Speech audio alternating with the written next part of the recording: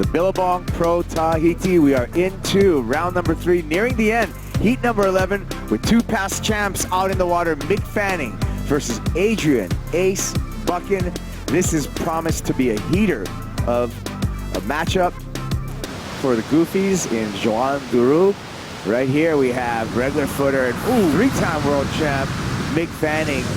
Just bottom drops out from underneath Fanning and he is going to go incomplete.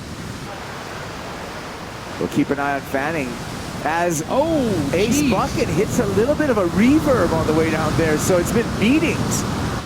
Take a look at what happened here. I mean, he gets up into it, but you see there's so much water sucking up the face, it just grabbed his rail. I mean, even if he had a good line into it, I don't think he was far enough over.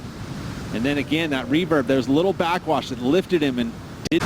And it is such a great way to stay engaged with the best surfing in the world, as we see Mick Fanning just in and out of a beautiful bomb. That was a bomb too. Look at the size of that wave as it unloads on the reef. Another look at this one for Mick Fanning. Underneath the ledge, perfectly positioned, and just poked the line. And just rode it. You know, that's what you got to do. He did the hard part by getting underneath the ledge, though, the positioning, all that work done before. Look, it literally looked like it was going to break on his head, and then he just set the line and go for the ride. And that is one of those west influence, those west swell beasts. And when the boats start getting excited, you know there's something on the horizon. You know, this heat started out with a couple of, smashings really on the reef. And now he's one of the best in the world. Absolutely. Ace Buchan looking to come back. A couple of big pumps, drags the arm. He's behind the curtain and able to thread in and out of that barrel. Quick kick out. So getting back on the board and going to be the first meaningful score for Ace Buchan. Almost felt like this wave felt like it was going to close on him, but then at that point he realizes, oh, shoot, better slow her down, which he did. Mid-range score for Ace, but just that technique he has at identifying waves in this lineup that have that potential. This happened during the break, Peter. Okay, little line through the inside section, but no exit. Mood to Teahupo'o tomorrow.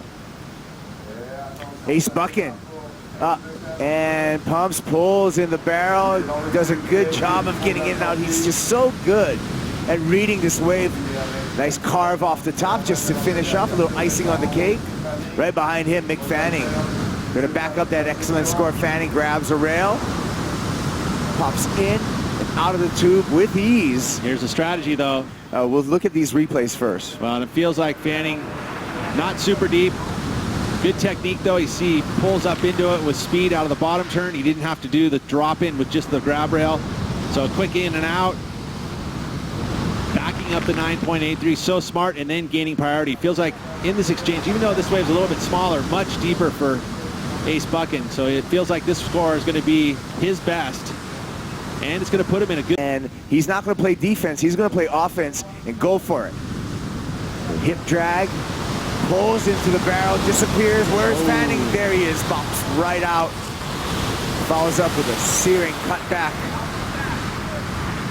Kicks out of the inside, looking to better his low of a 5.17. Here comes Ace Buchan. Where is he? Trainer for Buchan, and Buchan's out. So that's the answer back. And we could see Ace Buchan take the lead over Mick Fanning, needing a 7.01 previous to the last score for Mick Fanning. We got some math to catch up on. Look at this, just all the way across, completely tubed, comes out clean with the spit. Ace knows how that wave makes him feel. That's why you come here.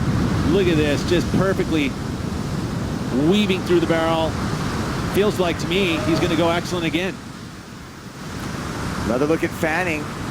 Needs to better a 5.17 on this wave. Do you think he got the job done? You're getting a second look at it.